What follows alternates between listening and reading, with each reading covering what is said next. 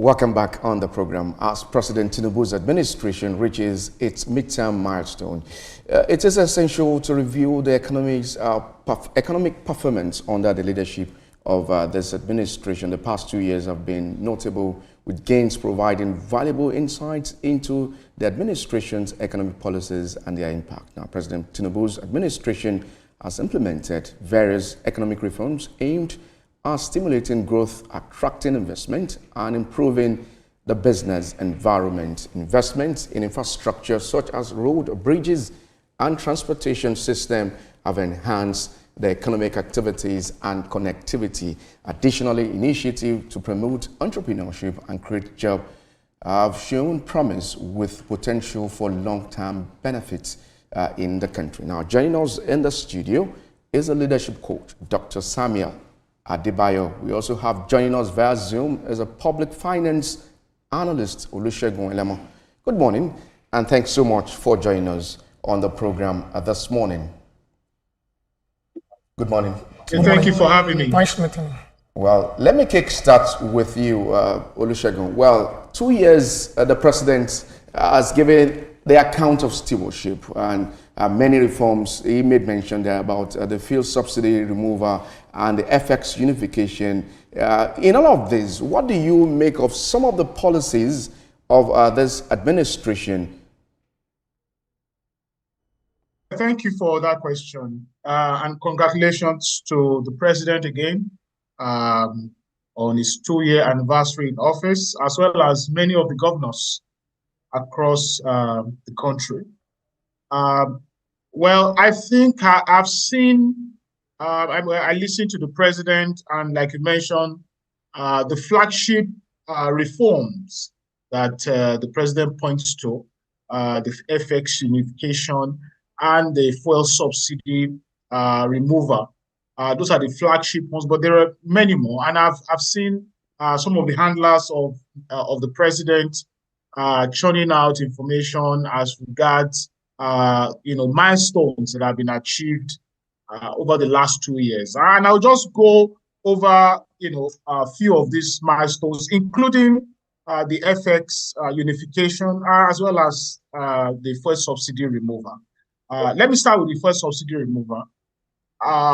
Well, many of us have been advocates of the removal of fuel subsidy. I mean, we had strategy sessions looking at the implication of paying subsidy on petroleum products annually, and we came to a conclusion that this had to go. And incidentally, the president did what he did when he assumed office, took out of office in May 29, 2023. Well, while some people said that was some kind of accidental statement, well, we've gone past that, and 2 years down the line, we see implications, positive, negative. The beautiful thing is that the environment is now more stable in terms of product availability, competition in the space, pricing, and investment also, because I mean you see some investments now coming in into the sector. So that's a very good one, but also the implication on the cost of living and livelihoods of people is also there. And you know that impacted on inflation and other factors. To the end on the FX unification, well, I've also been an advocate of, I mean, you can be subsidizing an elitist economy. And I believe that you needed to harmonize that sector and ensure that there is no disparity and arbitrage. And I think that's what the president did.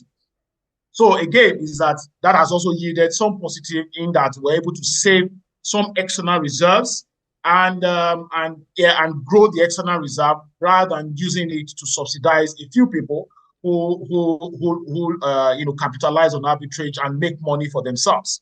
But like I said, there are other milestones. Mr. Elemo, we'll continue to reel out some of the achievements of the president. But let me quickly bring in Dr. Adebayo. Well, the president said economic reforms are working at the moment and yielding positive results. You had Olusegun Elemo there reeling out some of the achievements of the president. What do you make of some of the economic reforms vis-a-vis, you're a leadership coach, and what's your assessment of the president in 2 years? First of all, I want to quickly congratulate Mr. President, because it's not good. It's not very easy, to put a vision in place. You are working towards the vision while people are busy criticizing your progress. It's not easy. And moreover, leadership is solving problem. There is problem on the ground already. Now I want to, because whatever you appreciate, increases. So I want to appreciate Mr. President. Now, going by the vision, the reform agenda, to people who are looking at it from the outside angle may not be able to see the progress per se. But for someone that has a vision, he knows where he's going to. And from his remark that he has said that the reform is designed to elevate the cost of living, I want to believe he's going towards there. It will not be easy presently, but it's moving towards there. Because to move from point A to point B, a leader must be able to design a vision. Because where you don't see, you can't take orders there.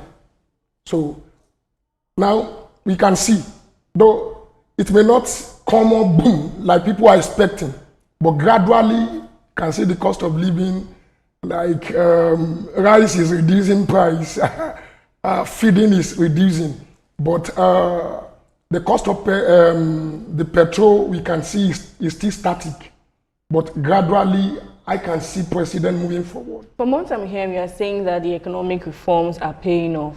But what about Nigerians who say that they are still hungry and they are still suffering? Like I'm saying, we don't see things in the same perspective. No matter how you do, there will still be people that will criticize. And as I've said before, that leadership is solving problem. The problem will be solved gradually. Someone said, a problem cannot be solved with the same mentality with which you make the problem. So you have to ensure there is a change of perspective. So one of the things I'm still working towards in this country is that until our perspective, our mentality change, we are not moving anywhere. So in the last 2 years, what stands out for you in all the things that President Bola Tinubu has done? It doesn't have to be economy. I know that you're a leadership coach. Like, I'm not of the party that believe about criticizing. No. So what I'm seeing is now there is a change. Though one thing I've learned in life is this, that change does not come easily. Change comes with tax. And oftentimes people will resist change because they don't know what is in there for them. But personally, I'm seeing progress in some angles which may not be visible to others. Okay, let me quickly come to Mr. Lemon. Let me put you on the pause here, Mr. Dr. Adebayo. Mr. Lemon, you are outside the country. You heard him saying that we need to work on the mentality of Nigerians to ensure that we appreciate some of the things being done by this administration. The president described the removal of fuel subsidy and the FX unification as a bold and necessary steps to be put in place. Now, what would you say to some Nigerians, because we cannot take that off, who are still complaining seriously about some of the policies of this administration for the past 2 years now? Well, there's no doubt about the fact that these policies have had grave implications on the life and livelihoods of the people. I mean, let's not try to downplay the implications that these policies has had and is still having on the lives and livelihoods of the people. And those complaints are very, very valid. And for instance, look at what was the inflation rate when the president took over in 2023. You had inflation. In 2022, before the president took over, you had inflation at around 18%. In 2023, inflation moved to about 24%. In 2024, it jumped to 33%, given the reforms that the president initiated. At 33%, you can imagine what that would have had the implications that would have been on the disposable income, youth unemployment, poverty.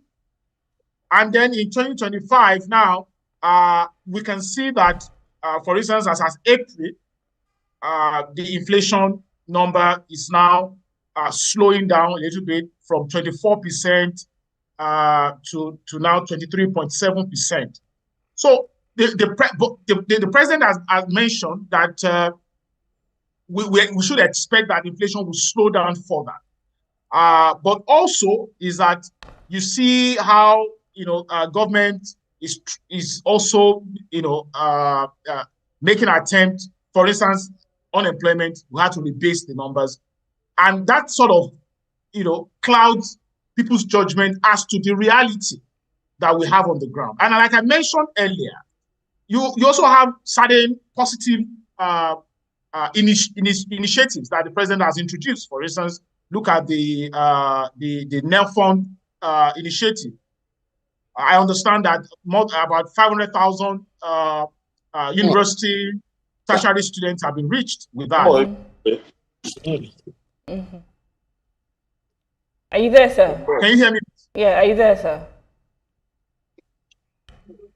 Can you hear me? Okay, so I want us to move on to, I know that you mentioned youth, something about youth inclusion and everything. I want to talk about youth inclusion in politics. Do you think that the president has really succeeded in bringing more young people into politics and governance? Well, I believe that question is for me, right? Yes, Mr. Elemo.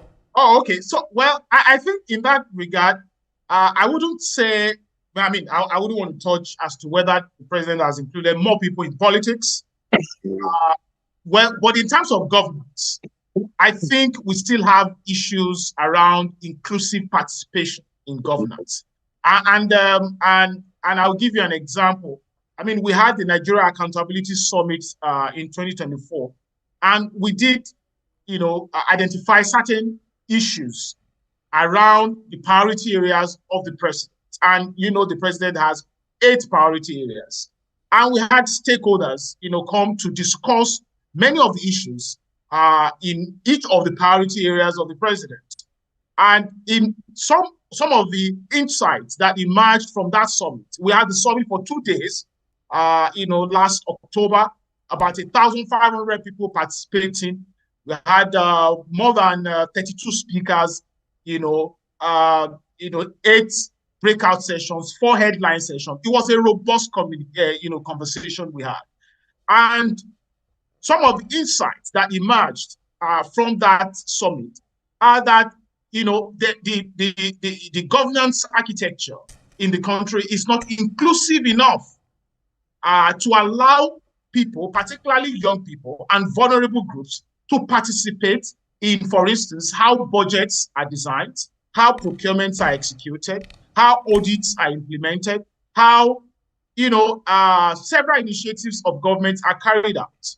And also some of the insights that emerged from there, where the fact that we needed to strengthen institutional frameworks for accountability, align budgetary allocations with the needs of the people. And some of our colleagues, recently looked at the 2025 budget, for instance, and you could see how, insertions went into the budget.